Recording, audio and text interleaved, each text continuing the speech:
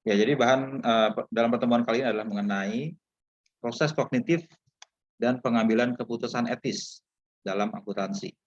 Ya, sharing bahannya ya. Jadi proses kognitif. Nah, ini agak lebih spesifik ya. Kenapa disebut kognitif? Berarti ini proses dalam pikiran kita. Ya, lebih banyak mengambil teori dari ilmu-ilmu psikologi ya. Inilah bagian dari apa yang dinamakan dalam akuntansi keperilakuan ya. Kita mempelajari aspek perilaku yang ada hubungan dengan profesi kita sebagai seorang akuntan. Jadi ilmu kita ini banyak juga meminjam disiplin ilmu lain yang ada relevansinya dengan bidang pekerjaan kita. Kenapa kita belajari psikologi kognitif dan juga bagaimana seseorang mengambil keputusan etis itu penting karena seperti kita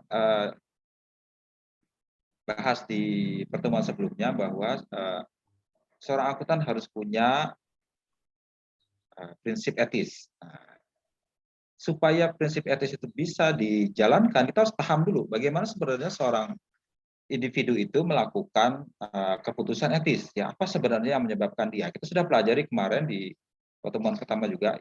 Yang paling penting adalah sesuai dengan definisinya, etika atau moral itu seringkali berdasarkan definisinya itu terutama berdasarkan pada karakter seseorang. Ya. Kemudian kita pelajari juga ada prinsip moral. Ya. Dalam pertemuan sebelumnya sudah dibahas prinsip moral. Ya. Nah, tapi dalam tataran kenyataannya seseorang itu bertindak, apakah dia melakukan tindakan etis, ada sebab-sebab tertentu yang berasal dari diri orang tersebut. Ya, kita bahas hari ini dari diri orang tersebut berdasarkan bagaimana dia menalarnya, ya, melakukan pemikiran, penalaran, kenapa dia mengambil keputusan tersebut. Ya. Kemudian kita bahas juga bahwa itu tidak cukup, kita membahas juga tergantung dari karakter orang tersebut dan juga kondisinya. Nah, itu yang harus kita pahami betul bahwa pengambilan keputusan etis itu tidak sederhana, ya, banyak faktor yang mempengaruhi, ya, nanti kita bahas ya. Dan karena itu kita nanti punya dasar yang secara kuat, secara teoritis dan secara ilmiah, memungkinkan kita mempunyai semacam model kalau kita mengambil keputusan, ya, terutama bila bersinggungan dengan masalah etis. Di minggu sebelumnya kita bahas juga bagaimana pertimbangan profesional itu. Pertimbangan profesional terutama kita sadari dilakukan setelah dia melakukan berbagai macam tahapan. Ini bersinggungan juga dengan keputusan etis sekarang juga ada tahapan yang hampir mirip, ya, hampir bersinggungan dan hampir relevan ya dengan basis seseorang untuk melakukan pengambilan keputusan secara profesional dalam konteks akuntansi. Jadi pada hari ini kita belajar bagaimana tahap perkembangan moral. Ya. Jadi sebenarnya moral itu berkembang ya, dari tahap paling sederhana sampai pada yang lebih kompleks. Ya. Kemudian apa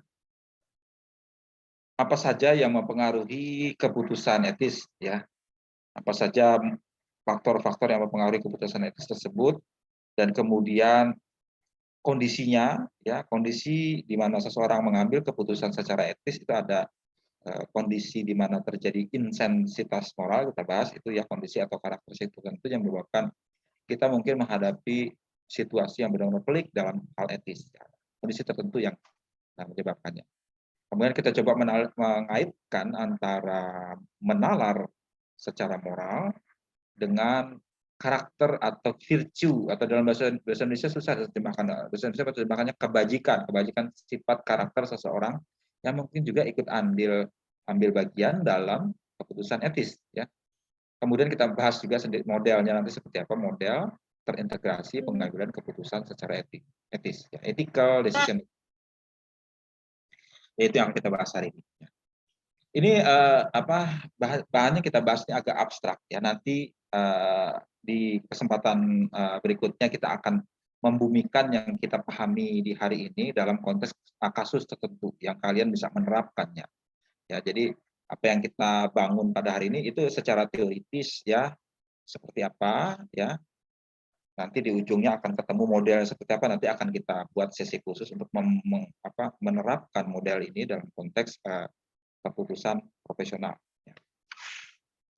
Oke, yang pertama kita bahas dulu. Kalau menurut teorinya, menurut teori psikologi ya, itu seseorang itu bisa melakukan keputusan atau berpikir tentang sesuatu itu secara moral itu berkembang dari tahap paling sederhana sampai paling kompleks ya. Dan biasanya seiring dengan perkembangan orang tersebut ya, dari mungkin masa kanak-kanak, masa remaja, masa dewasa muda sampai dewasa yang sudah matang, mature ya. Jadi menurut teori yang dikemukakan oleh seorang psikolog namanya Lawrence Kohlberg ya, itu kemampuan individu untuk membuat pertimbangan yang masuk akal atau reasonable tentang masalah moral berkembang secara bertahap sesuai dengan perkembangan umurnya ya. Boleh dikatakan kedewasaannya secara moral ya. Jadi perkembangan kognitif mengacu pada proses berpikir ya, proses berpikir kognitif itu berpikir yang diikuti dengan perkembangan moral seseorang. Jadi kemampuan berpikir seseorang, kognitif seseorang itu berkembang ya. Dalam psikologi itu ada dikenal psikologi perkembangan ya, developmental psychology ya, di mana seseorang itu berkembang ya dari tahap muda ya, masih bayi, masih anak, itu berkembang ya. Sampai tahap tertentu mereka sudah dewasa ya. Nah, kalian ini karena sudah masuk sebagai mahasiswa tentu sudah jadi orang dewasa ya kan. Anda bukan lagi anak-anak, bukan lagi remaja, tapi seorang dewasa. Diharapkan kenapa ini diajarkan di sini, kami berasumsi, kita semua berasumsi Anda semua adalah orang dewasa yang bisa mengambil keputusan secara mandiri. Dan Anda sebagai calon intelektual profesional harus bisa mengambil keputusan pun secara profesional karena Anda sudah dibekali dengan pengetahuan dan keterampilan yang dibutuhkan untuk itu. Nah, balik ke sini lagi ya.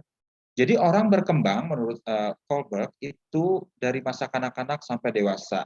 Nah, perkembangan itu melalui serangkaian tahapan kognitif ya yang berurutan dan hierarkis yang mencirikan cara mereka berpikir tentang dilema etika. Nah, jadi dalam kehidupan sehari-hari ada berbagai macam keputusan yang diambil manusia ya, tapi yang berkhusus dengan etika itu ada juga perkembangannya. Ini khusus kita pelajari ya, yang disebut perkembangan moral ya, moral development ya. Moral development yang dirasakan penting begitu dia semakin dewasa. Sama seperti anak-anak, dia kan tidak berpikir sesuatu yang sulit, dia masih sederhana berpikirnya, terutama mereka berpikir siapa orang terdekatnya, apa saja stimulan atau dorongan yang diberikan oleh orang-orang sekitarnya, orang tua, saudara-saudara, atau kerabat-kerabat lain, dia belajar dari situ. Seiring dengan perkembangannya, anak tadi berteman dengan sebayanya, tahu orang yang lebih banyak, tahu siapa yang lebih punya wewenang atau otoritas, dia akan belajar dari situ. Dia belajar dalam tahap sederhana, dia tidak belajar sosial kognitif, ya, social cognition. Dia tidak belajar pikiran orang lain, dia hanya berfokus pada diri dia sendiri misalnya ya. Kemudian dia berpikir ada orang lain. Dia mencoba berpikir, kalau menurut social cognition itu berpikir apa yang orang lain pikirkan tentang sesuatu. Dia juga berpikir tentang itu. Nah, begitu juga terjadi di anak-anak tadi, lama-lama dia berpikir ya. Dan juga dalam masalah etis juga berpikir ya, nanti kita di konteks yang lebih luas, mereka juga berpikir tentang aspek orang lain ya. Apa yang bahwa tindakan dia itu punya dampak terhadap orang lain. Nah, itu yang juga dia pikirkan ya. Tentu saja begitu tahap dewasa tidak lagi hanya berfokus pada itu. Ada faktor-faktor seorang dewasa kan sudah punya prinsip tertentu yang harus dia pegang ya. Prinsip-prinsip moral berasal dari berbagai macam belief system, misalnya dari agama, dari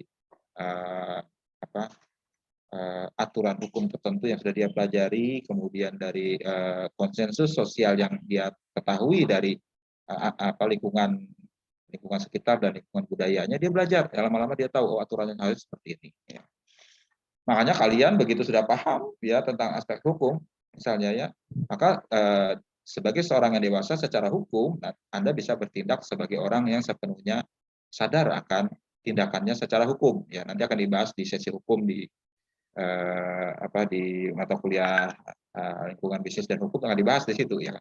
Di situ bahwa seseorang bisa bertindak secara hukum setelah orang itu dewasa, berarti dia bisa mengambil penalaran secara hukum ya. Dia tahu tindakan hukumnya akan berakibat sesuatu, berarti dia sudah dewasa secara hukum. Makanya anak-anak yang di bawah umur itu belum bisa dianggap secara hukum, belum bisa bertindak secara hukum. Dia harus dalam pelindungan walinya. Nah, dalam tahap perkembangan ini ya diajukan oleh Kohlberg bahwa proses penalaran moral itu menjadi semakin kompleks, semakin canggih seiring dengan perkembangan eh, kognitif seseorang, ya, dari masa kanak-kanak, remaja, dewasa, dia akan berkembang lebih kompleks, ya. Tahap yang lebih tinggi itu bergantung pada operasi kognitif yang tidak ada pada individu yang paham lebih rendah. Jadi yang sudah remaja beda dengan yang sudah anak-anak, kemudian yang sudah dewasa tentu saja berbeda dengan yang remaja. Dia sudah punya cara kognitif tertentu dalam berpikir. Dan diasumsikan juga bahwa pada tahap yang lebih tinggi itu dianggap lebih baik secara moral. Karena secara moral itu konsisten dengan teori filosofis tentang keadilan atau justice dan juga right atau hak. Jadi sudah paham dia apa yang dimaksud keadilan, apa yang dimaksud hak, kewajiban seseorang, dia sudah paham. Jadi dia sudah bisa menalar secara moral di tingkat yang sudah dewasa. Nah, ini amat membantu ya. Teori ini amat membantu karena kita dapat memahami bagaimana seorang individu dapat menginternalisasikan, ya, jadi membuat itu menjadi bagian dari prinsip dia sendiri, standar moral, dan ketika mereka menjadi lebih canggih dalam penggunaannya, menerapkan secara lebih kritis dan menyelesaikan konflik etika. Jadi seseorang yang lebih dewasa diharapkan dia sudah mempunyai penalaran moral atau moral reasoning yang lebih canggih dan lebih kompleks, dan bisa mengambil keputusan yang tepat juga secara moral begitu seorang dewasa. Bisa terjadi ya seseorang yang melanggar secara etis, dia sebenarnya bisa berpikir secara lebih tinggi atau lebih canggih. Mungkin pemikirannya masih setaraf dengan anak-anak, ya. Itu sebenarnya bisa loh, Bang. Orang-orang yang sudah bahkan orang profesional sekalipun berpendidikan tinggi belum tentu dia dewasa secara moral. Ya, itu yang harus disadari. Kita mengharapkan ya Anda sekalian sebagai seorang profesional nantinya itu sudah mencapai taraf dewasa dalam penalaran secara moral. Nah ini ya tahap-tahapannya seperti ini. Kalau menurut Kohlberg ya tahap-tahapannya seperti ini, di mana seseorang itu berkembang dari tahap yang sederhana, ya mungkin pada taraf anak-anak ini ya, SD masih di tahap, SMP mungkin juga masih di taraf level pre-konvensional level, ya. Kemudian berlanjut lagi begitu dewasa, setelah mempelajari berbagai aspek, dia masuk ke taraf yang lebih konvensional. Kenapa dinamakan konvensional? Karena itulah yang umumnya kita anggap sebagai sesuatu yang bisa diterima secara konvensi. Konvensi itu kan yang diterima secara umum oleh masyarakat. Seseorang yang sudah masuk taraf konvensionalnya sudah cukup sebenarnya menurut anggapan masyarakat. Ya. Tapi seorang yang lebih dewasa harusnya lebih dari itu. Sudah masuk dalam taraf post konvensional level. Ya. Nanti kita bahas satu-satu pengertiannya apa. Jadi pada free conventional level atau paling rendah tarafnya itu seseorang berpikir mungkin paling sederhana stage tahap 1 itu melakukan sesuatu secara etis karena cuma menghindari supaya tidak dihukum, ya, avoiding punishment. Kemudian tahap berikutnya dia tidak lagi melakukan sesuatu itu takut dihukum, tapi mungkin ingin mendapatkan sesuatu, aiming at reward, dia ingin mendapatkan sesuatu. Saya melakukan ini, saya anggap etis karena ini bermanfaat bagi saya. Jadi kita ingat kemarin filosofinya menurut utilitarian, sesuatu itu menguntungkan, sesuatu itu etis dan bisa diterima kalau itu menguntungkan bagi orang tersebut. Ya. Nah, ini mirip seperti itu sebenarnya ya, secara sepintas. Ya. Kemudian pada taraf yang lebih dewasa, konvensional level, pertama orang itu bersikap menuruti aturan-aturan umum, ya, menjadi seorang yang good boy, good girl attitude. Ya, maksudnya seseorang akan dinilai baik kalau dia menuruti aturan umum. Nah, seseorang biasanya sudah belajar tentang itu, ya. Saya mau menuruti apa? Karena dia sudah belajar aspek sosial, dia sudah menuruti apa yang dimaui oleh masyarakat. Ya. Lebih tinggi lagi, tidak hanya berdasarkan konvensi saja, dia sudah sadar akan adanya aturan, hukum, dan tata tertib. Ya. Sudah taat terhadap, tunduk terhadap atau patuh terhadap aturan dan tata tertib. Ya. Tapi itu tingkat konvensional sifatnya, ya. pada tahap yang lebih tinggi lagi, seseorang tuh bukan lagi bertindak etis murni melihat apakah itu diatur oleh hukum atau tidak, lebih dari itu ya. Pada tahap 5 dia punya pemikiran atau penalaran bahwa sesuatu dilakukan karena dianggap adil ya, menurut prinsip tertentu yang mungkin berlaku lebih universal ya. Pertama, berdasarkan prinsip keadilan dan semangat hukum. Yang lebih tinggi lagi, yang level 6, level 6 ini lebih tinggi lagi, dia berdasarkan pada prinsip etika yang sifatnya universal.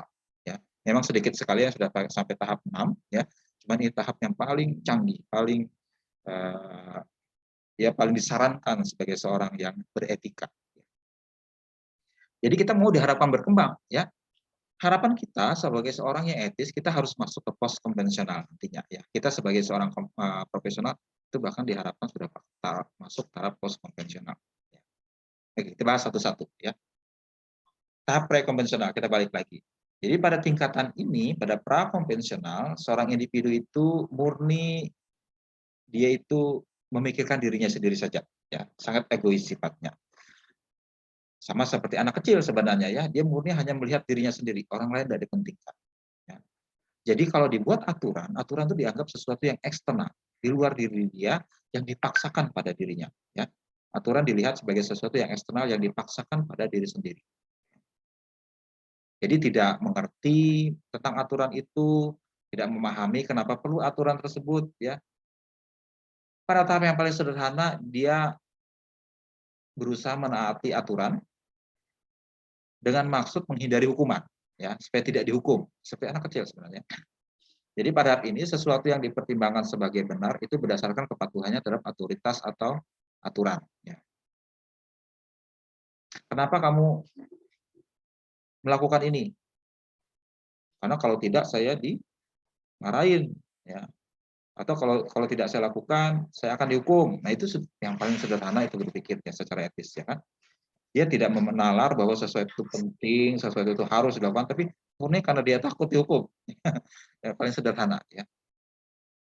Kemudian tahap selanjutnya masih dalam pra konvensional, dia sudah berpikir saya bisa mendapatkan sesuatu dari sini ya. Kalau saya melakukan ini, saya akan dapat imbalan atau reward nantinya. Jadi dia berusaha memikirkan atau memuaskan kebutuhan sendiri ya, karena dia tahu kalau dia menaati sesuatu dia akan dapat sesuatu, kalau dia tidak menaati sesuatu dia dapat hukuman ya. Dan sekarang dia berpikir bukan hukuman lagi sekarang ya, mencoba memperoleh sesuatu dari kalau dia menaati sesuatu ya. Jadi pada tahap ini aturan dan otoritas hanya penting jika hal itu memenuhi kebutuhan dia ya, secara egois. Kalau itu dianggap tidak memenuhi kebutuhan dia nggak mau taat ya.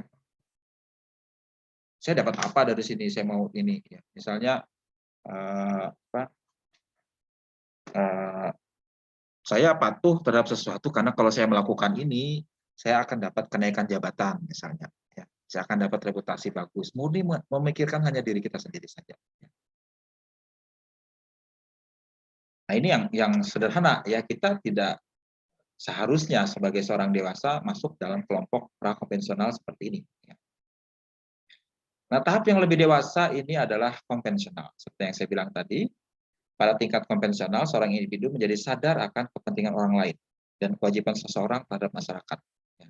Jadi pada tahap ini dia sudah sadar ada orang lain, bukan hanya dirinya sendiri, tapi orang lain juga ada, yang kalau kita melakukan sesuatu akan punya dampak terhadap mereka. Ya. Nah, tanggung jawab pribadi menjadi pertimbangan penting dalam pengambilan keputusan. Ya, tanggung jawab pribadi terhadap terhadap orang-orang lain. Ya. Jadi sudah memikirkan adanya orang lain. Tahap 3 dalam kelompok ini berarti dia sudah memikirkan apa dampak dia terhadap orang lain, terutama dalam aspek keadilan terhadap orang lain. Jadi seorang individu tidak hanya dimotivasi oleh aturan, tapi berusaha melakukan apa yang dianggap terbaik bagi orang lain, ya, terutama keluarga, kelompok sebaya, atau organisasi kerja. Ada komitmen untuk setia pada hubungan mereka bukan dia terhadap pihak-pihak tadi itu, ya kan? Ya. Sama seperti anak-anak remaja ya, mereka sudah kenal orang lain, kelompok luar keluarganya, ada teman-teman dekatnya. Ya, ada aturan tertentu yang ada di kelompok tersebut, dia mau taat terhadap itu. Ya. Dan dianggap kalau itu dia tidak hanya memikirkan diri sendiri, tapi orang lain sudah ada dia pikirkan, tapi orang-orang yang sifatnya terdekat dia saja, ya lingkungan yang masih in group saja ya. Nah, tidak ke ke aspek yang lebih luas, ke lingkungan sosial yang lebih luas, ke misalnya ke kelompok luas atau bahkan ke nasional, belum sampai ke sana mereka berpikir seperti itu. Ya, cukup lingkungan orang terdekatnya saja, atau kalau orang yang sudah agak dewasa tapi masih berpikir seperti ini, mungkin lingkungan kerjanya, organisasi kerjanya. Tapi dikatakan ini masih rendah juga ya. Nah, tahap yang lebih tinggi dalam konvensional level itu adalah tahap dia sudah sadar akan adanya aturan dan hukum. Ya, tahap ini perilaku berpijak pada moralitas hukum dan kewajiban terhadap tatanan sosial. Ya. Kewajiban seseorang terhadap masyarakat itu juga mencakup menghormati otoritas, menjaga ketertiban sosial menjadi fokus dalam dia mengambil keputusan. Ada loh aturan hukumnya seperti ini, ya dia sudah sadar ya kan. Makanya seorang dewasa secara hukum baru bisa ambil bagian, misalnya ya ambil bagian dalam misalnya sudah dianggap dewasa dalam bersikap secara hukum, itu contohnya mengambil SIM ya, surat izin mengemudi itu kan bisa dikeluarkan seseorang dianggap dewasa sekitar 17 tahun ke atas. Karena dianggap dia sudah sadar, perkembangan kognitifnya sudah sampai di tahap ini. Dia sadar akan adanya aturan, adanya ketertiban ya, yang harus dia taati. Jadi seseorang yang mengambil keputusan secara etis dia berpaku pada aturan hukum. Ya. Kenapa Anda melakukan ini? Karena memang aturan hukum seperti itu. Tapi kalau tidak ada aturan hukum, mereka anggap itu tidak perlu ditaati. Ya. Kalau tidak atur, legalistik sifatnya ya, sesuatu sudah diatur berarti saya harus turut itu. Sesuatu yang diatur semaunya saya, ya bisa jadi lagi seperti itu. Jadi dianggap masih terlalu rendah sebenarnya ya. Karena tidak semua hal itu diatur secara hukum. Kadang-kadang diserahkan saja pada pertimbangan tertentu. Bahkan di aspek profesional, misalnya di dalam konteks pekerjaan kita di akuntansi, sekarang arah kita tidak mengatur secara lebih detail menurut aturan, by rule, tapi by principle. Ya. Nah, justru dalam keadaan seperti ini, kalau kita menuruti mentalitas atau perkembangan moral yang sifatnya level 4 ini tidak cukup. Ya. Karena seorang akuntan itu tidak cukup hanya tahu aturan, ya, tapi harus tahu prinsipnya. Karena kan standar akuntansi yang sekarang tidak mengatur secara detail, diserahkan saja pertimbangannya pada seorang profesional. Nah, berarti dia harus tahu prinsip. Dengan kata lain, secara etika dia harus lebih tinggi dari sekedar tahap 4 dalam perkembangan tahapan perkembangan ini. Ya. Nah, berarti seorang profesional dituntut paling tidak ya masuk dalam kategori post konvensional level, pasca konvensional. Ya. Nah, di dalam tahap ini ya moralitas itu didasari atas prinsip tertentu. Ya, moralitas berprinsip yang mendasari keputusan etis. Individu mengakui bahwa harus ada dasar bagi kerjasama dalam masyarakat. Ada orientasi pada prinsip-prinsip yang membentuk sikap etis. Tidak peduli atau tidak perlu adanya hukum itu berlaku. Ya, dia tahu prinsipnya. Mau hukumnya ada atau tidak, dia punya prinsip menjalankan seperti itu. Ya. Memang lebih bagus kalau hukumnya ada. Ya. Kalau tidak ada hukumnya sekalipun, dia menjalankan prinsip etikanya berdasarkan prinsip tertentu. Nah, ini tahapnya sudah sangat dewasa sebenarnya. Ya. Tapi terbagi lagi menjadi dua. Ya. Yang pertama tahap 5 itu kontrak sosial atau dalam tema keadilan atau justice dan spirit of the law, spirit hukum. Ya. Jadi seorang individu dimotivasi dengan menjunjung tinggi hak-hak dasar, nilai-nilai, atau kontrak hukum masyarakat. Ya. Orang tersebut menyadari bahwa dalam beberapa kasus, sudut pandang hukum atau moral mungkin bertentangan. Nah ini ya, mungkin tidak ada atau bertentangan justru ya. Untuk mengurangi konflik tersebut, individu pada tahap ini mendasarkan keputusan mereka pada perhitungan rasional atas manfaat dan kerugian bagi masyarakat. Dia bisa menalar secara prinsip tertentu. Ya. Kalau misalnya hukum dan moralnya tidak seiring, ya bisa bertentangan, dia bisa mengatasi konflik itu. Saya ikuti prinsip ini. Ya. Atau dalam konteks akuntansi bahkan hukum itu bukan bertentangan, tapi hukum peraturannya itu diserahkan sepenuhnya dengan prinsip-prinsip dasar yang sudah digariskan terlebih dahulu. Dia ikuti prinsip itu. Ya. Jadi murni diserahkan bahwa seseorang profesional itu sudah mampu paling tidak masuk dalam level seperti ini. Nah, yang lebih tinggi lagi ada, ini memang jarang, ya, ini hanya orang-orang yang berhati luhur, berhati mulia, ya, yang bisa menjalankannya. Ya, ya pada tahap ke-6 ini, seseorang percaya bahwa benar atau salah itu ditentukan oleh prinsip-prinsip etika universal yang harus diikuti oleh setiap orang dan merupakan hak yang tidak dapat dicabut dan sifat dan konsekuensinya sifatnya universal, berlaku umum. Ya, pada semua situasi prinsip ini berlaku umum. Ya. Keadilan dan kesetaraan adalah contoh dari prinsip yang dianggap universal. Ya.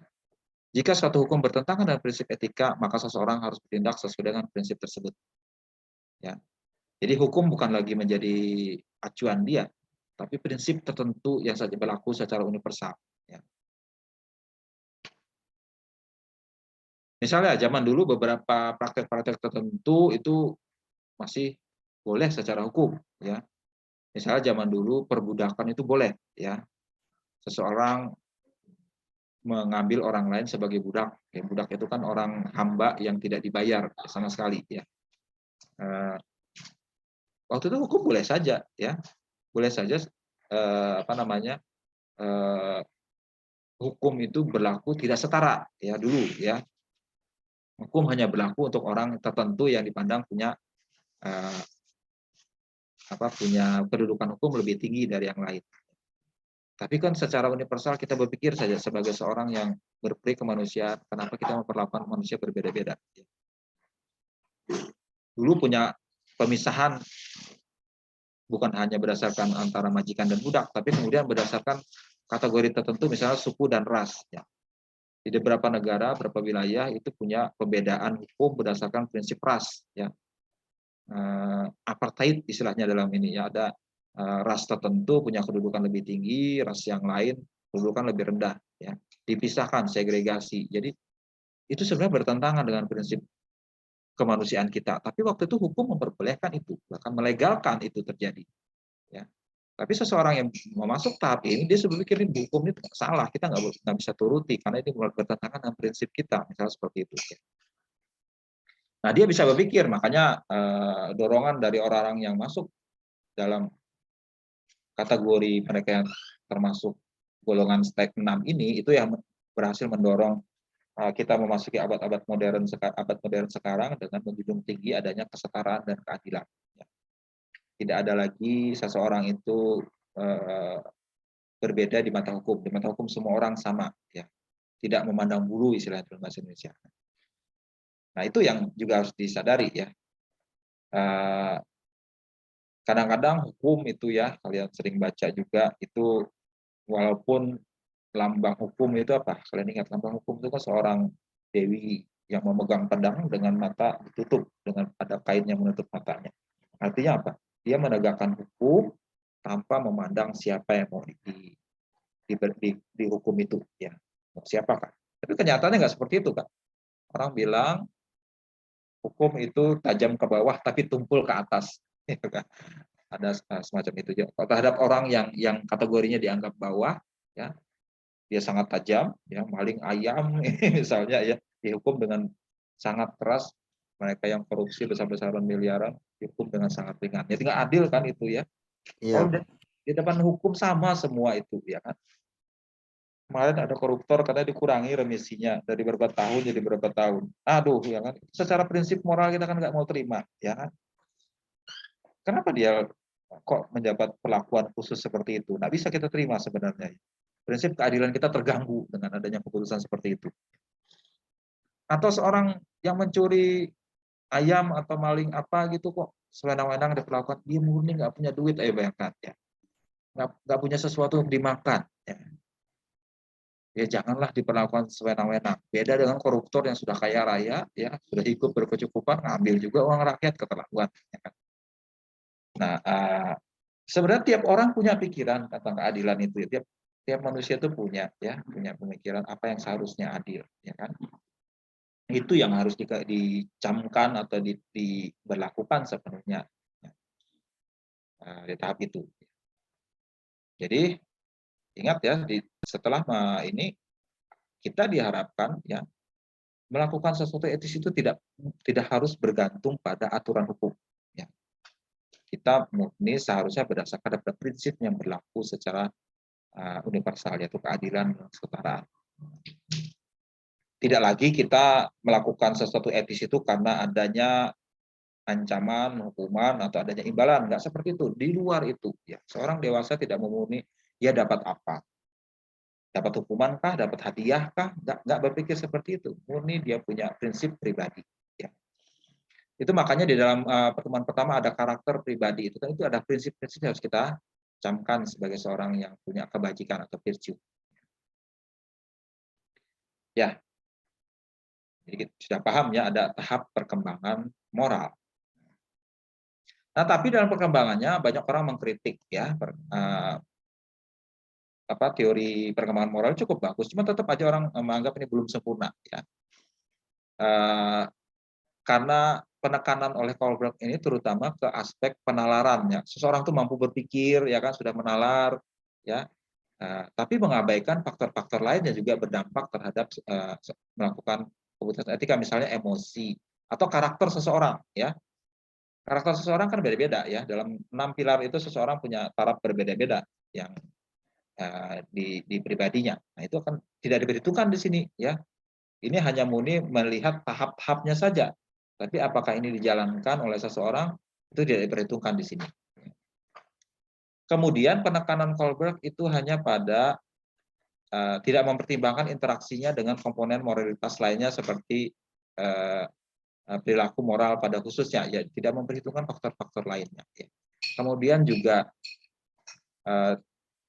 menganggap kecil peran dari virtue ya, yang karakter tadi itu ya, bahwa seseorang itu bisa melakukan keputusan etis karena dia punya prinsip tertentu atau karakter tertentu yang melekat pada dirinya.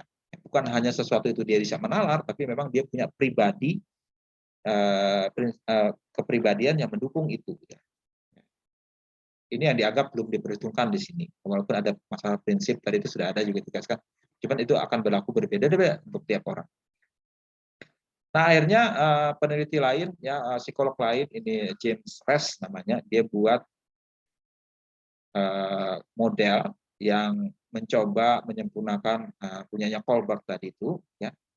Jadi Ress berpendapat bahwa tindakan etis bukan hanya hasil dari proses keputusan tunggal, tetapi hasil dari kombinasi dari berbagai macam faktor yang mencakup struktur kognitif dan proses psikologis. Ya.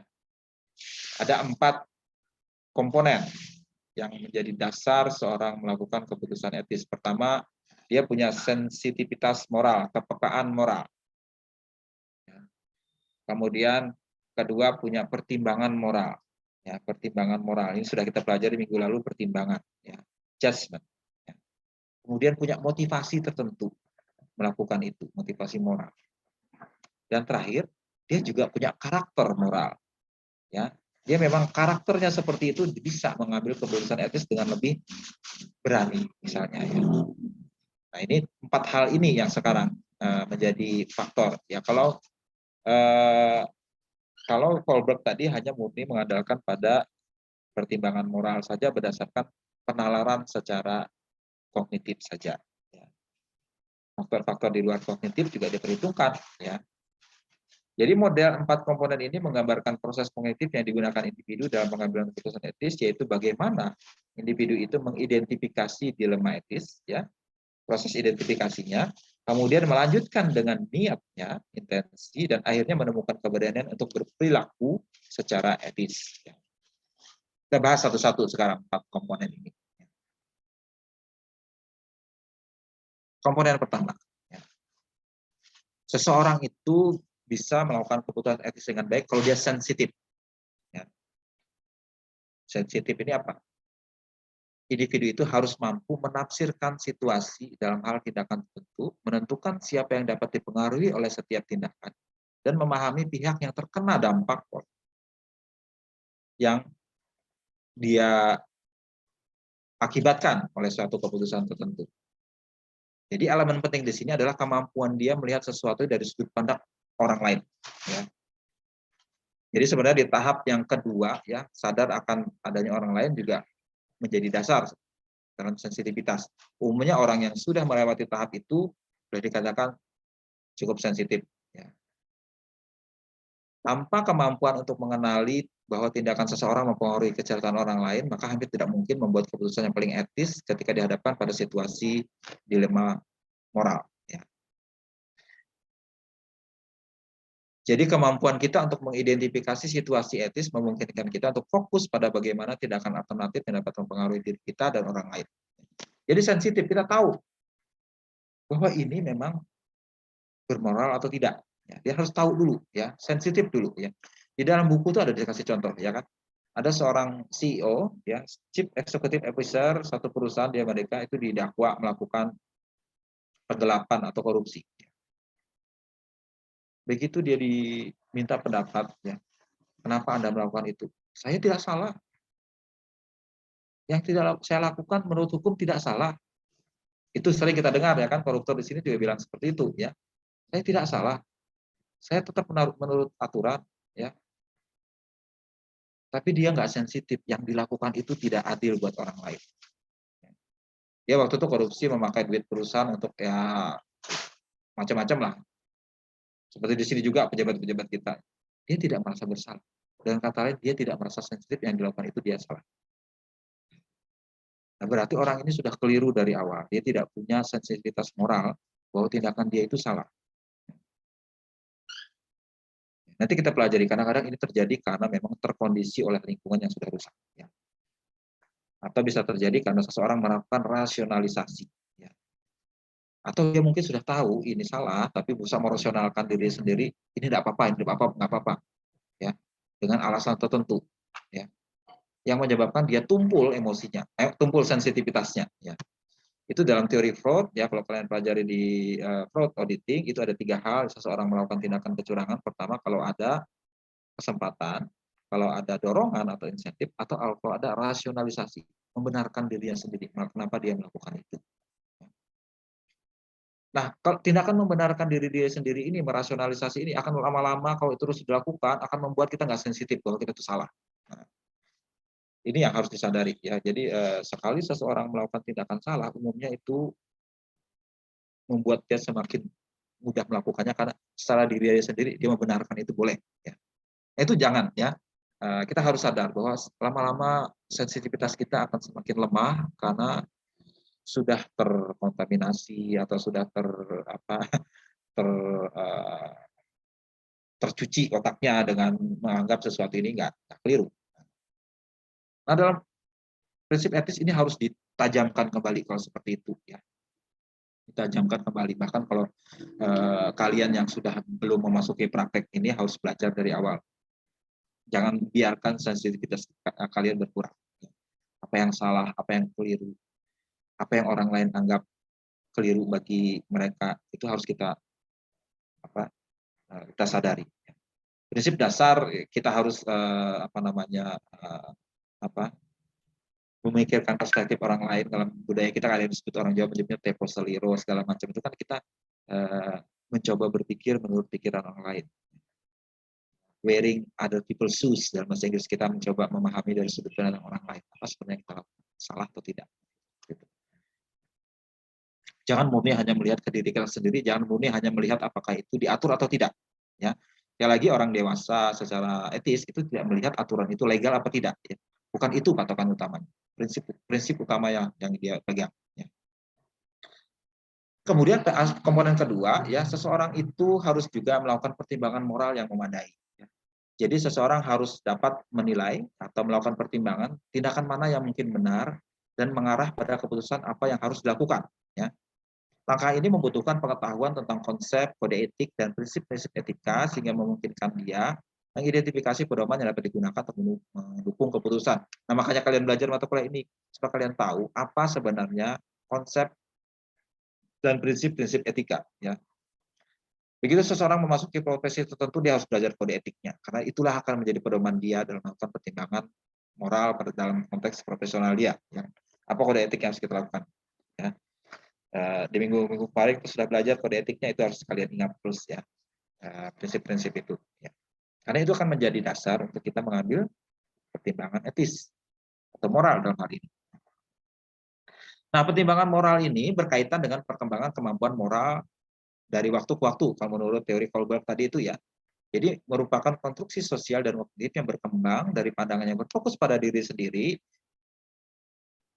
selanjutnya berbasis pada kelompok, dan kemudian tidak lagi pada itu, tapi menggunakan prinsip-prinsip yang sifatnya universal menurut level pasca konvensional.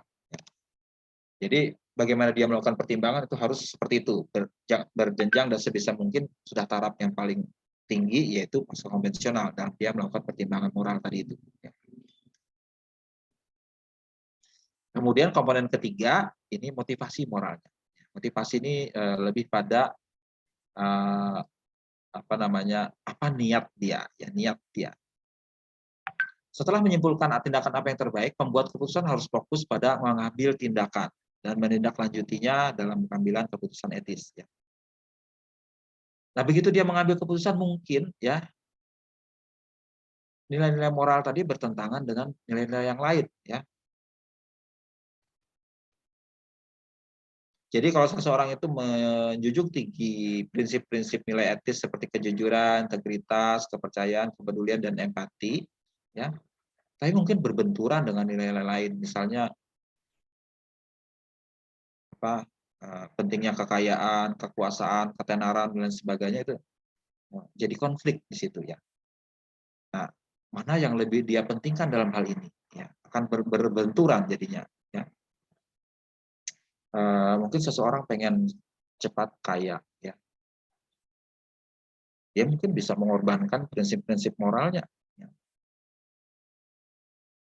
Nah, motivasi dia bukan lagi motivasi etis, motivasi nilai lain yang dia dahulukan daripada nilai etis. Ya. Nah, dalam hal seperti ini, walaupun dia sudah sadar, sensitif, sudah menalar dengan baik, tapi dia punya nilai lain yang dia kedepankan, akhirnya kalah juga niatnya secara etis tadi dengan hal-hal lain yang dia pentingkan. Jadi motivasi etis seseorang mempengaruhi niatnya untuk mematuhi atau tidak mematuhi pertimbangan etisnya dalam penyelesaian dilema etis. Terkadang individu ingin melakukan yang benar, tetapi diliputi oleh tekanan penyeimbang yang mungkin mengalahkan niat etis tersebut karena biaya pribadi yang dirasakan. Dia mau bertindak etis, tapi dirasakan kok berat sekali yang harus saya lakukan. Saya harus berkorban segala macam. Akhirnya kalahlah dia tadi itu, akhirnya kompromi, ikut aja dengan sesuatu yang secara etika tidak dibenarkan. Agak bahaya sebenarnya ya, agak sulit ya. Cuman sebagai seorang yang beretika, mestinya kita harus menjunjunglah hal-hal yang kita anggap 6 pilar tadi itu. Jangan kalah oleh godaan kekayaan, godaan kekuasaan, godaan ketenaran, ya kan?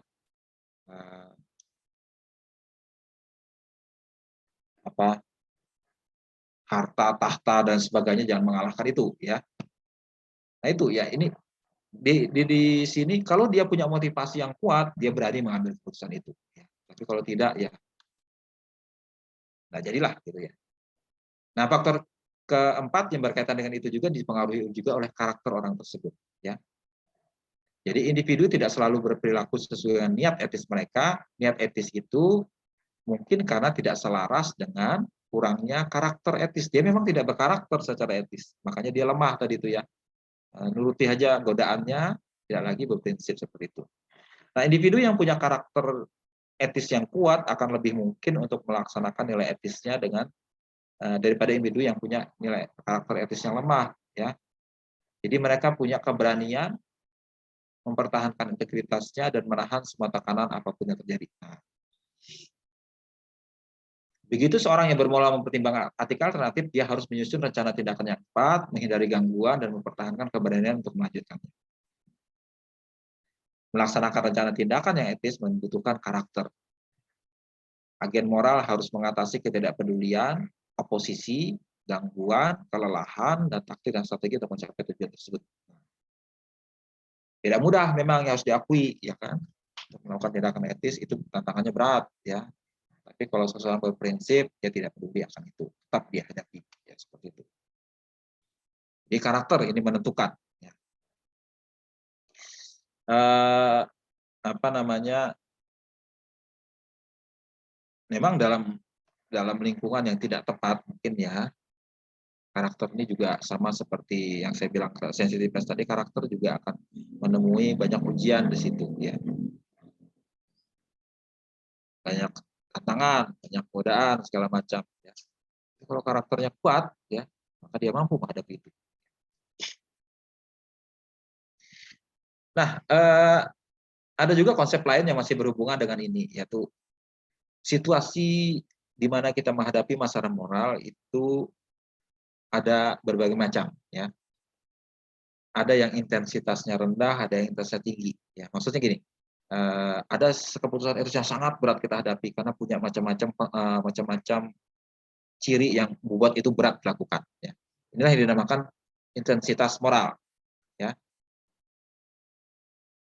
Ketika suatu menghadapi situasi moral yang intens ya, kesadaran mereka akan dilema moral, penilaian mereka atas pilihan dan konsekuensinya dan niat mereka akan secara signifikan dipengaruhi oleh situasi moral tersebut ya. Jadi gini ya, kalau situasinya itu mempunyai konsekuensi besar, maka kita lebih intens menghadapi masalah ini. Misalnya kita menemukan tindak penyimpangan oleh orang lain yang nilainya besar, yang miliaran, ya, maka kita merasakan wah terlalu berat ini. Tapi kalau misalnya terjadi penyalahgunaan aset nilainya cuma ya kecil saja 10 juta, 50 juta lah. Apa-apalah ini. Ya, maksudnya kita tidak terlalu berat ini. Jadi tergantung dari konsekuensinya, ya, jarak waktu, konsensus sosial, kemudian kedekatan kita dengan pelakunya, kemudian probabilitas dampaknya, kemudian konsentrasi dari efek atau dampaknya. Itu akan berdampak pada semakin intens masalah yang kita hadapi. Ya. Ini penjelasan masing-masing ya. Pertama dilihat dari konsekuensinya dulu. Ya, semakin jauh, sejauh mana seorang individu dapat dirugikan atau diuntungkan oleh tindakan pembuat keputusan, tingkat bahaya atau manfaat yang lebih besar menghasilkan peningkatan intensitas yang lebih tinggi. Ya. Jadi kalau misalnya secara rupiah nilainya besar, atau secara dampak banyak yang orang dirugikan, ya kan itu punya konsekuensi berat, ya kan. Atau menyangkut nyawa orang lain, ya kan itu punya konsekuensi berat. Nah, kalau kita menghadapi situasi itu semakin susah kita bertindak. Kemudian kedua jarak waktunya. Kalau antara tindakan kita dengan konsekuensi itu jaraknya dekat, ya segera itu akan menyebabkan intensitas moral yang lebih besar juga. Ya. Kemudian tingkat konsensus sosial, yaitu tingkat kesepakatan di antara kelompok sosial bahwa sesuatu itu baik atau buruk. Konsensus sosial yang kuat itu membuat intensitasnya semakin kuat juga. Kemudian kedekatan, ya kedekatan pengambil keputusan dengan individu yang berpotensi terpengaruh oleh konsekuensinya. Semakin dekat, semakin kita punya intensitas moral. Semakin jauh maksudnya orang itu nggak terlalu kita rasakan dekat, ya orang jauh sana. Jadi kita tidak menganggap ini masalah yang serius, ya. Kemudian probabilitas atau kemungkinannya akan terjadi. Semakin mungkin terjadi, semakin berat kita rasakan. Kemudian konsentrasi efek, itu hubungan antara jumlah orang yang terdampak, ya akan semakin banyak. Kalau terlalu banyak terdampak, ada yang tidak. Ini konteksnya ya, sesuatu yang dianggap gawat atau serius karena terjadi 6 hal ini. Nah, apa yang kita bahas tadi ya dari menurut teori Kohlberg, perkembangan moral dan juga empat komponen menurut Res tadi itu masih belum pas ini ya. Bagaimana kita mencoba mengintegrasikan atau menyelaraskan ya menjadi suatu model yang integrated sifatnya. Ya. Ini perkembangan lebih lanjut digabungkan ke semua dua itu ya, Kohlberg punya dengan Res punya, dan coba dimasukkan dengan secara eksplisit dalam hal virtue dan juga niat dan perilaku etis ya kan, menjadi seperti ini ya, polanya seperti ini ya. Jadi perkembangan moral satu sisi ya kan, dan adanya virtue atau kebajikan tertentu atau karakter tertentu itu juga berdampak. Jadi dibuat kelompokkan seperti ini, moral development dan virtue. Ya. Pada kelompok pertama, perkembangan moral terdiri dari upaya kita membangun sensitivitas moral. Ya. Jadi diharapkan dengan moral yang lebih tinggi, ya perkembangan moral yang lebih tinggi, dia akan semakin sensitif. Ya. Itu terdorong melalui adanya persepsi. Ya. Dia akan semakin sensitif terhadap masalah tertentu yang punya aspek atau akibat moral. Ya. Sehingga sensitivitas ini memampukan dia mengidentifikasi dilema moral tertentu. Dia mampu mengidentifikasi. Ya. Kemudian dengan berkembangnya moral juga, dia bisa memahami, understanding, ya, sehingga dia tahu tentang prinsip, kode etik, hukum, aturan yang berlaku tentang bagaimana sesuatu itu dianggap benar. Jadi ini penalaran secara preskriptif, penalaran atau pemikiran tentang apa yang seharusnya dilakukan. Sehingga ini akan memampukan dia membuat pertimbangan etis, ya, ethical judgment. Bagian kedua mencoba memasukkan apa yang dinamakan kebajikan atau karakter moral, ya. Karakter moral yang ada disebut oleh Res tadi, karakter moral itu ada yang bersifat moral virtue berkaitan dengan niat dia, motivasi, ya.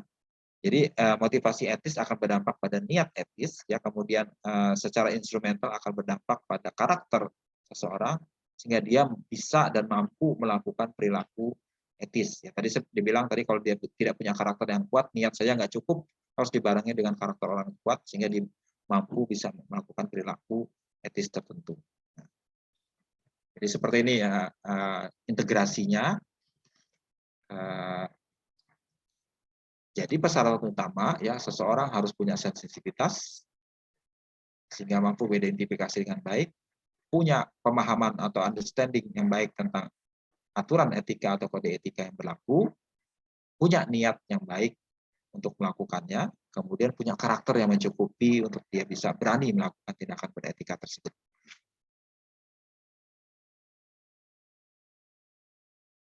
Nah, kalau kita bawa dalam tataran praktis, berarti kita perlu model, ya kan, model yang mendasari kalau kita mengambil keputusan secara etis. Ya.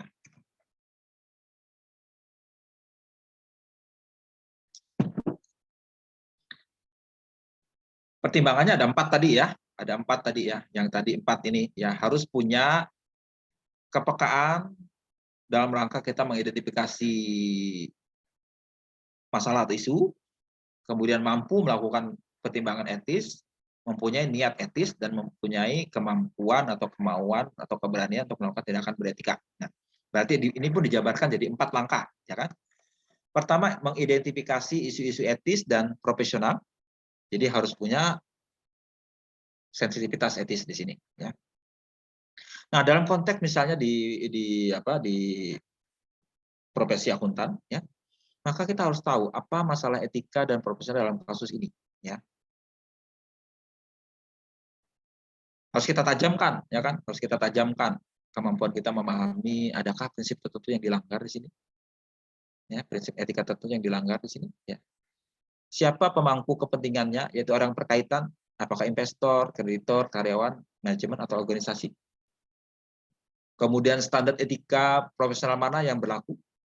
Prinsip kode etik, ya, yang kita pelajari kemarin, prinsip yang mana yang berlaku. Ya. Jadi dalam rangka melakukan identifikasi ini kita harus sadar masalah yang kita hadapi, tahap juga tentang pedoman yang harus kita ikuti. Ya. Kemudian di tahap kedua, ya, ini tahap identifikasi dan evaluasi tindakan. Ya. Kita berusaha sekarang mencoba mengambil tindakan. Ya, coba identifikasi apa yang harus kita lakukan. Kita sadar ini kayaknya ada timbul isu nih di sini. Terus apa yang kita lakukan? Nah, coba kita pikirkan di sini, ya. Nah, dalam hal itu kita harus melihat ya apa masalah hukum yang ada terkait dengan ini. Apakah ada masalah hukum? Apakah bisa atau tidak dilakukan konflik penyelesaian ya yang kita bisa lakukan secara profesional ya. Misalnya dalam konteks akuntansi, misalnya seorang auditor menemukan penyimpangan ya, penyimpangan di luar standar ya. Ini kalau tidak dilakukan ini benar-benar tidak etis ya. Laporan keuangan menjadi menyesatkan misalnya. Ya, tapi kita selesaikan dulu secara profesional. Itu misalnya meminta mereka memperbaiki. Ini standar yang ada mengharuskan seperti ini, Pak, Bu. Tolong Bapak Ibu perbaiki. Kalau enggak ini laporan keuangan salah saji ya secara material misalnya. Coba kita bisa atasi secara profesional. Ya. Seperti yang saya ceritakan beberapa yang lalu waktu pengalaman saya sebagai akuntan, ya kan begitu menghadapi sesuatu yang menyimpang kita coba nego dengan mereka, ya kan. Ya secara profesional ya kan ini harus diganti rubah Pak kalau enggak ini salah laporan keuangan ini. Coba perbaiki perhitungannya karena kami anggap ini menyimpang dari standar yang berlaku, tolong perbaiki dulu ya. Itu alternatif pertama ya kan. Kalau dia nggak mau juga kita nggak etis kalau membiarkan begitu saja nah, ya. Sebagai akuntan punya pilihan, kita bisa mengeluarkan opini ya. Opini tidak wajar misalnya ya. Atau wajar dengan pengecualian ya. Kalau kita anggap itu tarafnya tidak terlalu pervasif dan tidak terlalu material ya, kita bisa anggap itu pengecualian ya. Mau nggak dia terima seperti itu? Dia coba kita atasi secara moral ya kan? Kemudian kita pakai juga apakah kita mau menjalankan metode penalaran etis yang mana yang berlaku untuk membantu melihat alternatif yang ada ya. Kita gunakan berbagai yang teori yang sudah kita pelajari, teori utilitarian, teori keadilan, virtue etik ya. Harusnya seperti apa yang harus kita lakukan. Walaupun kalau secara profesional kita sudah tahu sebenarnya harus dilakukan seperti apa. Kita strict dalam profesi kita itu bisa diatur dengan lebih jelas. Sudah kita pelajari di sebelumnya apa saja yang harus kita lakukan, ada yang tidak, ya kan? Tahap-tahapannya sudah dijalankan. Jadi tindakan kita umumnya sudah jelas secara etis kalau dalam konteks profesional. Cuma dalam konteks misalnya di tempat kerja yang di luar profesi akuntan publik dan akuntan lainnya, ya misalnya Anda bekerja di perusahaan, ya itu mungkin harus sering dibuat seperti ini ya karena tidak berlaku aturan yang sifatnya detail di situ ya. Walaupun misalnya bekerja sebagai auditor internal dalam perusahaan misalnya dia juga punya kode etik dan aturan yang tertentu ya kan. Tapi di sana benturannya lebih keras ya. Kalau kita bekerja sebagai auditor eksternal kita lebih punya otoritas dibanding misalnya kerja di perusahaan sebagai auditor internal ya. Karena biasanya tunduk sebagai karyawan di situ agak repot juga kan. Nah, dalam hal seperti itu kita mungkin perlu banyak berpikir, perlu banyak menalar, mengevaluasi tindakan yang tepat seperti apa. Ya, karena punya konsekuensi berat kalau di perusahaan, di dalam perusahaan, karena Anda bisa kehilangan pekerjaan di situ ya. Kalau sebagai auditor eksternal nggak masalah ya. Saya masih punya klien yang lain kalau situ nggak mau. Tapi kalau kita bekerja dalam perusahaan, kita menemukan adanya penyelewengan, berarti nggak kita menindaklanjuti itu kalau misalnya kita terancam dipecat misalnya. Nah itu harus diperhatikan juga ya. Tapi tentu saja kita nggak mau kalah ya kan, nggak mau kita menyerah kalau misalnya itu terus-menerus kita anggap serius ya kan. Tahap selanjutnya kita coba ya renungkan misalnya refleksikan maksudnya ini ya, refleksikan intensitas moral dari situasi yang dihadapi dan kebajikan atau virtue yang akan memungkinkan terjadinya tindakan etis tersebut. Ya tadi yang mengenai masalah niat tadi itu. Ya, kita coba refleksikan, beranikah kita mengambil tindakan ini? Sementara ini berhadapan dengan intensitas moral yang berat buat kita, ya kan? Kita misalnya mengevaluasi besarnya konsekuensinya. Ya, jika tindakan tertentu diambil, misalnya tadi konsekuensinya kalau misalnya jabatan atau pekerjaan kita jadi hilang, ya kan? Atau punya adanya intimidasi dan sebagainya, kita takut mengganggu kita dan keluarga kita, misalnya ya. Kemungkinan atau probability-nya seperti apa, terus kemampuan untuk mempengaruhi tanggapan etis dari tindakan seseorang, pandangan konsensus dalam profesi tentang tindakan yang dimaksudkan, kemudian kita pertimbangkan juga apakah hak seseorang dipertaruhkan atau terwujud dalam proses pengambilan keputusan, dan juga kita pertimbangkan secara umum virtue yang memotivasi tindakan etis tersebut seperti apa. Intinya benturan tadi coba kita atasi seperti apa? Mana yang Anda turuti? Niat etis atau hal-hal lain yang Anda anggap itu akan biaya pribadi yang harus Anda tanggung. Kemudian terakhir kita ambil tindakan etisnya. Apa yang harus kita lakukan? Memutuskan tindakan yang konsisten dengan kewajiban profesional seseorang. Terus apakah virtue atau kebajikan kita tadi mendukung mengubah niat itu menjadi tindakan etis? Langkah apa yang dapat kita hadapi untuk menghadapi tantangan atau dari pihak lain? Kemudian bagaimana kita bisa melawan alasan atau rasionalisasi yang mengurangi tindakan etis? Nah, tadi saya bilang rasionalisasi. Ya. Kemudian kepada siapa kita akan meminta dukungan atau support untuk kita melakukan tindakan etis ini. Ini tahapan pengambilan keputusannya ya, untuk kita melakukan tindakan yang etis. Ya. Ini kerangka dasarnya. Kita akan mencoba nanti memahami ini ya dalam konteks praktek nyata atau penerapan di lapangan. Ya. Cuman pada tahap ini Anda mempelajari prinsip dasarnya seperti ini. Jadi Anda sangat baik sekali belajar di tahap sekarang karena sudah tahu prinsip dasarnya, ya kan, apa yang harus dilakukan. Kalau nanti di masa depan ya Anda masuk bekerja, ya kan, Anda menghadapi situasi dilema moral, ya. Ingatlah kembali ini. Ya. Tapi Anda harus ingat apa prinsip pribadi Anda. Ya. Tapi sudah tahu prinsip pribadi seperti itu, ya. Menjunjung tinggi kejujuran, keadilan, kesetaraan, integritas itu sangat penting dalam seperti ini. Ya. Oke, itu ya garis besar untuk topik kita berkaitan dengan proses kognitif ya. Lumayan berat ininya ya, tapi cobalah kalian pahami ya kan. Pahami seperti apa yang dimaksud di sini dan ini akan menjadi hal yang terus Anda gunakan seumur hidup ya kan. Karena keputusan etis itu harus kita hadapi hari demi hari seumur hidup kita ya kan. Oke, ada pertanyaan? Adi, ada pertanyaan ke Adi?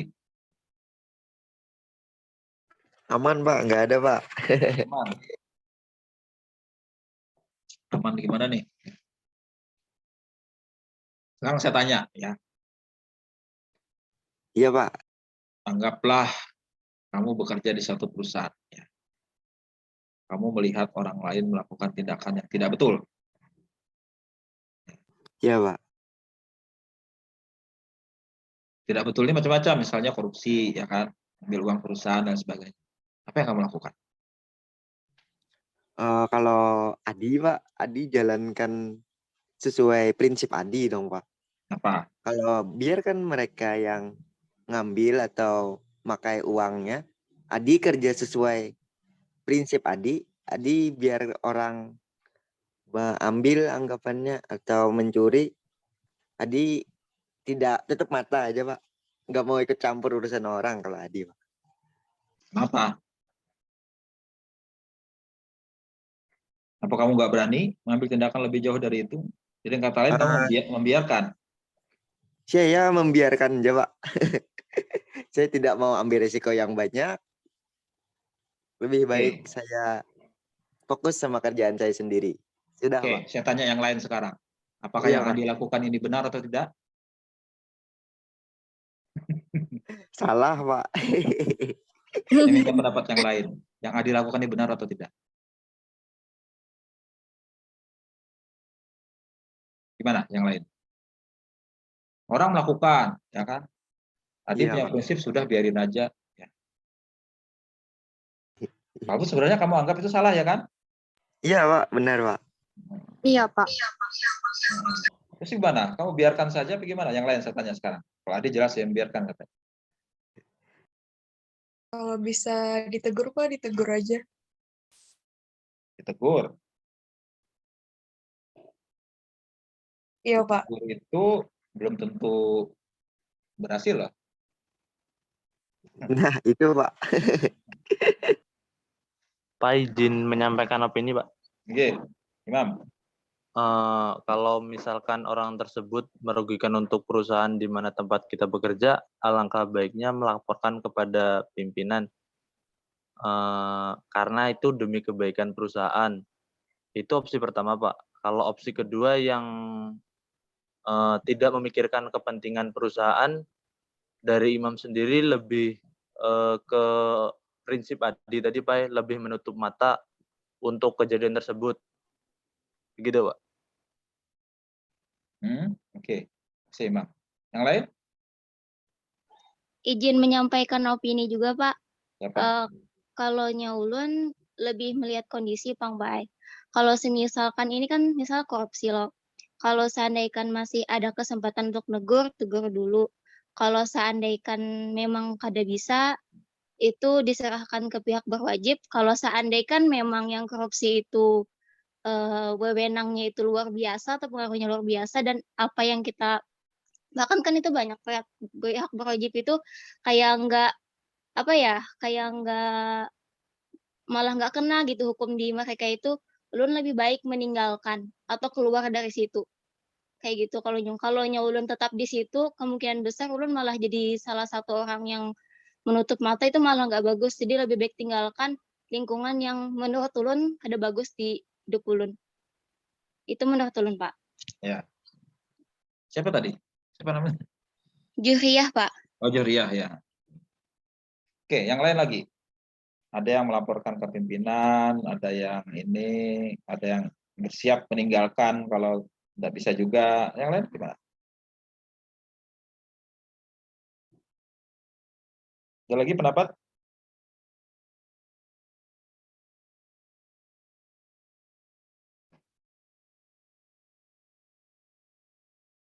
Ya, coba kita analisis berdasarkan prinsip keputusan ini ya. Iya, Pertama Pak. kita identifikasi dulu isu-isu etisnya. Ya.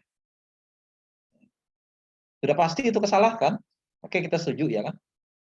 Identifikasi berarti dia melakukan tindakan tidak etis menggunakan ya anggaplah ini bukan korupsi menyalahgunakan aset mengambil uang perusahaan gitu lah tanpa lapor misalnya ya mencuri lah sebenarnya ya mencuri. Kalau korupsi itu lebih dari itu dia menggunakan kekuasaan untuk mempengaruhi berbagai macam keputusan yang menguntungkan diri sendiri ya. Kalau itu terkategorikan penyalahgunaan aset ya aset digelapkan istilahnya. Tahap 1 kita sudah tahu ya ini salah. Tahap 2 kita lakukan tindakan. Ya. Tindakan kita sudah evaluasi tadi. Adi bilang biarin aja, selama saya tidak terdampak biarin aja. Yang lain menganggap imam misalnya lapor ke atasan, Juriyah lapor ke pihak berwajib, ya. Atau kalau tidak sulit kita keluar saja dari situ. Ya. Ada 4 sudah tindakan kita. Nah ini nggak cukup sudah ya kita timbang lagi ya kan. Secara nalar ini bagus atau tidak ya. Jelas ini buruk ya. Kita nilai perlunya mengambil tindakan tadi merenungkan sekali lagi ya kan pertimbangan etis kita ya kan.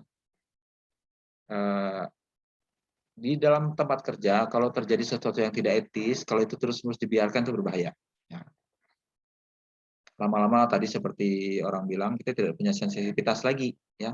Lama-lama kita anggap itu sesuatu yang biasa. Akhirnya apa? Semua orang akan jadi mencuri aset. Nah, repot kan? Akibatnya apa? Tempat kerja kita akan dirugikan. Lama-lama ya kasarnya bangkrut juga tempat ini, habis juga tempat ini kayaknya ya. Nah, itu kalau di perusahaan ya. Kalau Iya, Pak. di pemerintahan misalnya ini ya di konteks negara-negara nggak mungkin bangkrut kan ya. Cuma kan tetap itu akan menggerogoti ya. Persepsi masyarakat korupsi dan penyalahgunaan aset itu benar-benar merugikan birokrasi. Kita nggak akan maju-maju jadinya ya kan. Kita berpikir secara utilitarian. Manfaatnya apa nih? Secara luas, bukan hanya diri kita sendiri ya. Ingat, begitu kita dewasa kita ada lagi memikirkan diri kita sendiri. Kita berprinsip pada sesuatu yang lebih luas ya.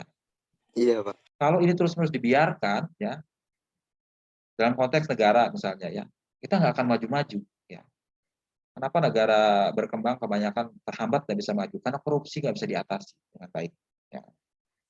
Negara berkembang yang bisa maju itu korupsi diberantas dengan baik dengan menetapkan standar moral yang tinggi ya. Prinsip etis dijaga dengan baik ya, diberlakukan dengan baik prinsip monitoring segala macam diterapkan dengan baik, sehingga korupsi itu amat sedikit dimungkinkan kesempatannya, ya. Karena dia menganggap kalau itu dibiarkan lama-lama kita nggak akan ini. Ya. Di perusahaan juga sama sebenarnya, ya. Kalau perilaku tidak etis dibiarkan terus-menerus, ya, itu akan menggerogoti semangat dalam organisasi itu. Ya. Itu berarti kita punya pikiran itu akan lama-lama juga berdampak ke kita sendiri, ya akhirnya, gitu kan. Berarti membiarkan itu nggak bisa dibenarkan kalau menurut pertimbangan ini, ya kan? Ya. Iya, Pak.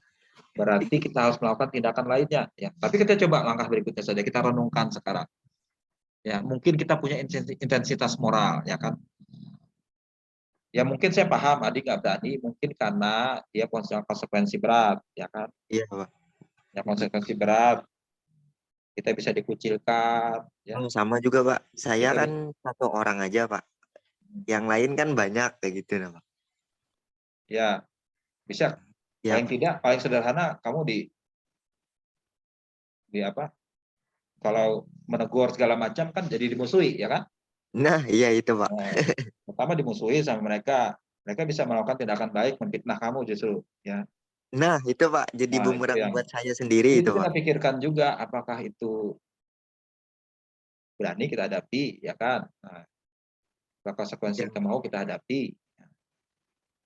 Nah, karena tadi ini kan punya konsekuensi berat terhadap kita, kemudian kedekatan pelakunya, ya kan, kedekatan orangnya kita tahu orang teman sendiri yang melakukan, kemudian apa namanya, tapi mungkin tergantung juga yang kalau dia cuma ngambil beberapa ribu rupiah ya, mungkin tutup mata aja kita, cuman ya kalau diambil dia bermiliar-miliar semakin berat ya kan, anggaplah dia Iya, mengambil Pak. banyak ya, ambil banyak, tapi bos nggak ketahuan gitu. Coba kita timbang-timbang apa yang bisa kita lakukan. Kita juga nggak bisa terlalu ketat, tapi nggak terlalu berpaku pada prinsip tertentu. Tidak, maksudnya gini, kita punya taktik juga ya. Kita pertimbangkanlah seperti apa ya kan. Nah, misalnya ya kita menjadi seorang whistleblower, ya. Ini yang justru digalakkan dalam banyak organisasi. Seseorang mau menyuarakan kalau terjadi sesuatu itu salah, membuat dia tidak ketahuan. Seperti ini loh, surat kaleng. Ya. Pernah dengar nggak surat kaleng? Seorang melaporkan tapi tidak menyebutkan identitasnya siapa.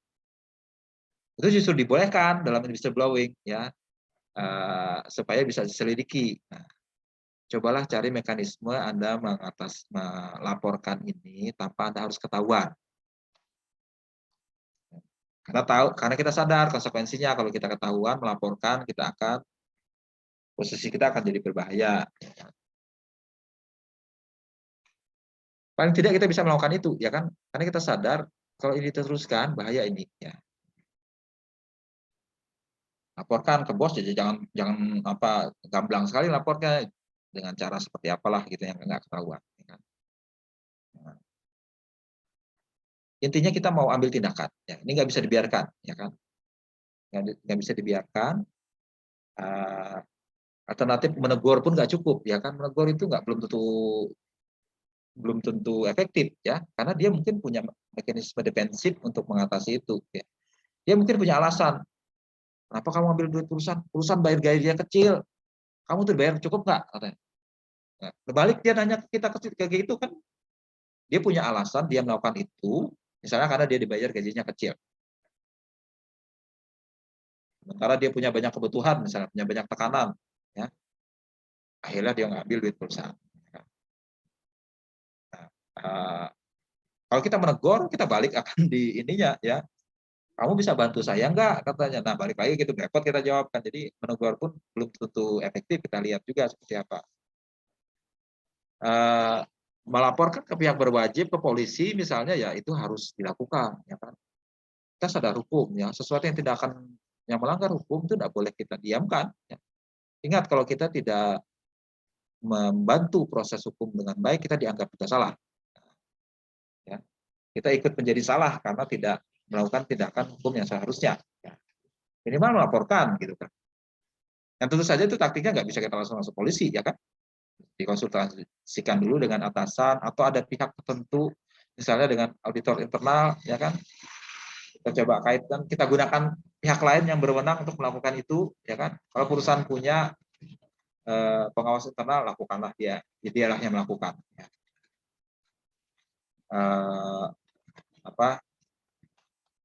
Tapi kita juga pakai taktik supaya kita nggak disalahkan, ya kan? Mungkin bisa dipikirkan sama-sama. Seperti itu ya. Jadi Iya, Pak. kita punya prinsip sekaligus juga cerdik, ya. Tulus seperti merpati, cerdik seperti ular, ada pribadi seperti itu bilang. Seperti itu juga lah kita bertindak, ya kan? Kita punya prinsip tertentu, ya, tapi kita juga punya taktik tertentu atas hal tertentu, kita juga bisa aman. Nah, itu contoh ya, kalau kita mengaplikasikan prinsip ini. Nah, pada intinya, kita bukan hanya memikirkan diri kita sendiri di sini. Ada prinsip universal yang harus kita sanjung. Kejujuran, keadilan, kesetaraan, ya, itu harus kita utamakan. Kita tidak membiarkan sesuatu yang tidak etis terus-menerus terjadi. Ya. Tindakan pembiaran itu sama saja tidak etis sebenarnya. Kita melakukan tindakan tidak etis karena kita membiarkan. Ya. Apalagi kalau memang kode etiknya mengharuskan itu. Yang sebagai akuntan misalnya, ya, kita tidak boleh membiarkan sesuatu itu. Tentu saja ada batasnya, ya kan, kita menyederhanakannya dengan membuat batas materialitas. Ada materiality level yang harus kita penuhi. Kalau di bawah itu boleh saja kita tutup mata, cuma di atas itu tidak boleh sama sekali kita tutup mata. Kita melakukan tindakan tertentu yang kita harus lakukan untuk itu. Kita dianggap tidak profesional kalau itu tidak dijalankan. Kebetulan sudah jelas posisinya kalau di dalam konteks akuntan publik. Walaupun kenyataan di lapangan ya harus kita akui belum ideal. Ada tindakan tidak etis tertentu yang masih dijalankan beberapa pihak. Ya.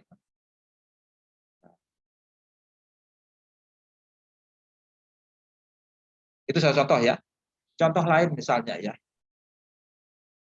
Anda sebagai seorang yang mengerti pajak, ya, diminta membantu mengatur pembayaran pajak satu perusahaan, sehingga pajaknya minimal. Dengan cara apa? Dengan cara membuat biayanya lebih sedikit, lebih banyak, misalnya melaporkan pendapatan dengan lebih sedikit, ya, akibatnya labanya kecil, secara pajak pajak yang dibayar pun kecil. Itu salah enggak? Salah, Pak. Ya salah, ya kan? Sama aja, Iya, ya kan? sama ya, bohongnya Sama juga, aja, Pak. ya. Nah, dalam konteks pajak itu bahkan ada aturan yang dilanggar, ya kan? Walaupun sebenarnya peraturan perpajakan itu masih ada lubang-lubangnya, ya. Itu yang dinamakan penghindaran pajak, ya. Nah, ada aturan-aturan tertentu yang masih abu-abu yang dipakai banyak orang sehingga memungkinkan celah pajak dilakukan. Tapi itu sebenarnya nggak etis juga, ya kan? Nanti kita pelajari di bahasan mengenai manajemen laba. Sama juga manajemen laba itu ada beberapa area abu-abu dalam akuntansi yang kita bisa membuat laba itu lebih kecil atau lebih besar, ya. Oh iya, Pak. Tapi itu tetap tidak etis, ya kan? Karena itu membuat sesuatu yang tidak jujur, ya kan? Prinsip Ya, dasarnya adalah kejujuran, tidak jujur jadinya. Tetap salah, ya kan? Walaupun dalam konteks pajak itu nggak semua terdeteksi sama orang pajak.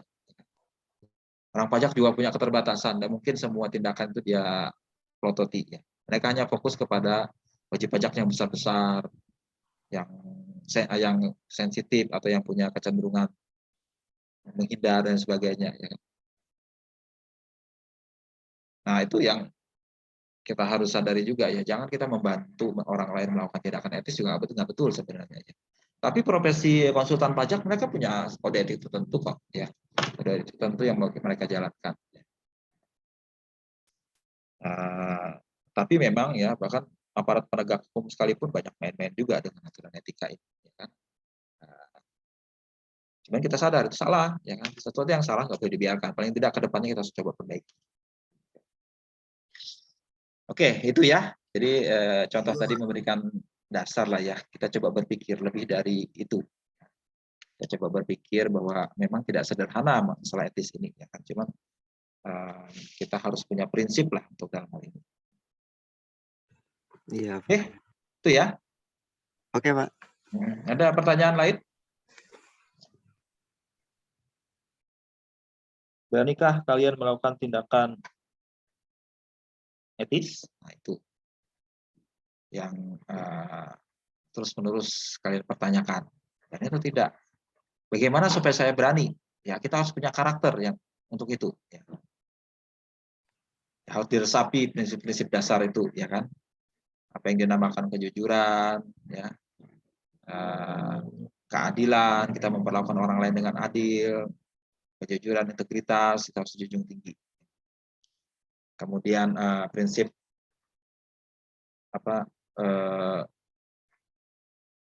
membuat kesejahteraan bersama dan sebagainya itu kan harus jadi pemikiran kita, ya kan? Iya. Apalagi kalian ini masih muda, ya kan? Masih kuliah ini terus terang masih lurus lah ya. Banyak yang waktu kuliah masih lurus, begitu masuk ke sana jadi bengkok. Ya. Aduh. Itu bahaya seperti itu, ya. Karena itu tadi nanti kita pelajari bahwa lingkungan kerja itu akan banyak membentuk kita nantinya. Iya, Yang Pak. dulu lurus menjadi bengkok itu karena tadi